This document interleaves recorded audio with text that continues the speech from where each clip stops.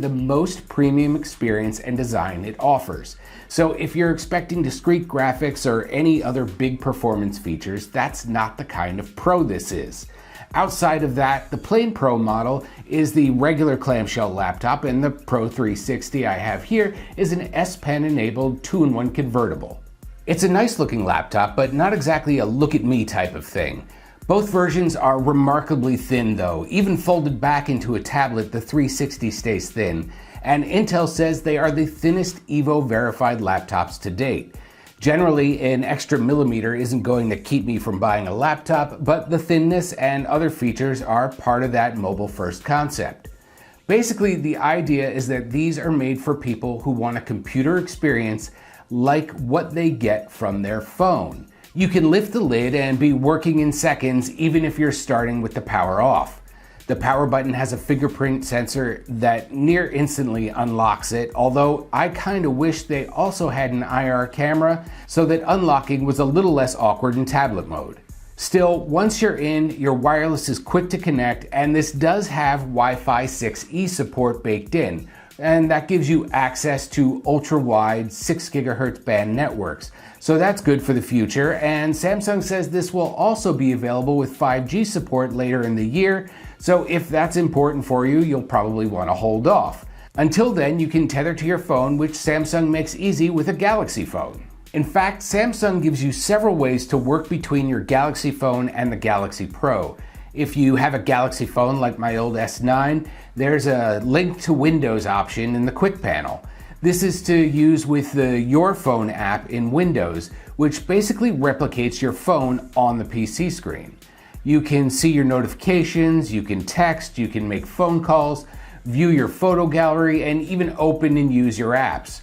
Samsung gives you a couple of other ways to work with your phone and the Pro also. There is a new quick share feature that lets you send files from your phone to the PC and the reverse as well. So if you take a picture with your phone and you want it on your computer or another Galaxy device, you can just select it from your share options and send it. And the same goes for going from the Pro to your Galaxy phone. There's also Samsung's Flow app, which also lets you drop files between devices as well as gives you full access to your phone and apps. The difference between Flow and Quick Share is that you can use Quick Share with any of your contacts on a Galaxy device that have that feature turned on.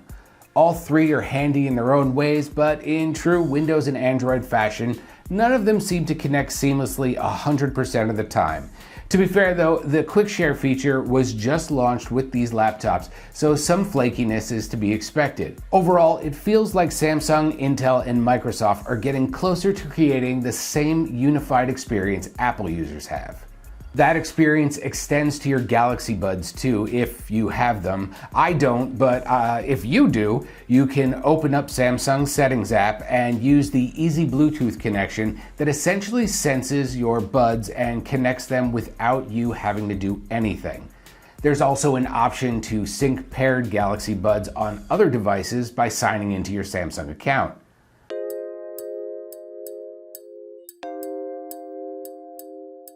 There are a bunch of other little features like Smart Switch for moving apps, settings, and files from an old PC to your new Pro, or a quick search that makes it fast and easy to find files, which gives you a bunch of ways for trying to find exactly the file you're looking for as easy as possible.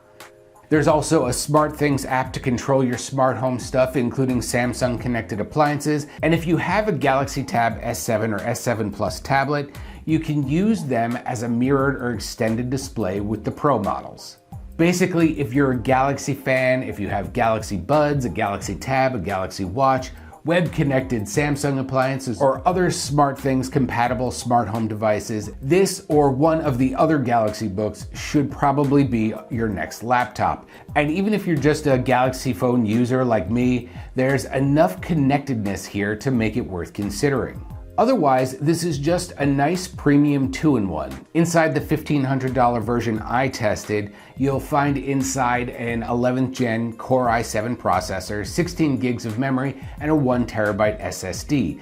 This combo turned out excellent performance and battery life, and I got a little over 13 hours, but you can play with settings to adjust performance however you want. The Full HD AMOLED display is stunning. My video doesn't do it justice, but it has excellent color and contrast, although it's not quite bright enough to overcome reflections. The Pro 360 comes with a full-size S Pen that's smooth and responsive, good for writing, drawing, or just killing time coloring in Samsung's Pen Up app.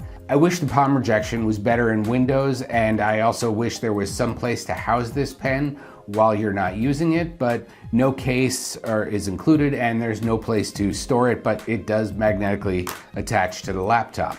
Also, if you're thinking about using this handheld, you're probably going to want to go with the 13-inch. The 15-inch is big to use handheld, but on a desktop it's fine. The keyboard feels good, which is a surprise considering how thin the base is on this laptop. At the very least, it doesn't feel like you're typing on a tabletop. The touchpad is comfortably large, smooth, and responsive also. About the only thing that isn't premium is the 720p webcam. It works fine, and Samsung includes a studio mode so that you can tweak your appearance, but the resolution is just the industry standard and there's a bit of noise. But the mics and speakers are good. Speakers are made by AKG, of course, and you get a combo audio jack, a Thunderbolt 4, and 2 USB-C ports, and a micro SD card slot. Again, Galaxy ecosystem stuff aside, this is just a nice premium